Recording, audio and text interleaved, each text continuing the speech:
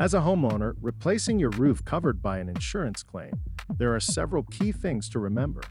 First, always have your roof inspected first by a qualified roofing contractor to determine if you actually do have damage, as to avoid a possible increase in your deductible. Second, if there's damage, contact your insurance carrier and request that a claim be filed, and within days afterwards, an adjuster will do their inspection.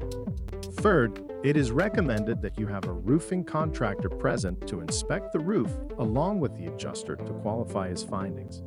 If the adjuster determines that there is not enough damage to warrant a replacement, don't get discouraged because there are very efficient ways to fight for your rights as a policyholder, which I will cover in the future posts.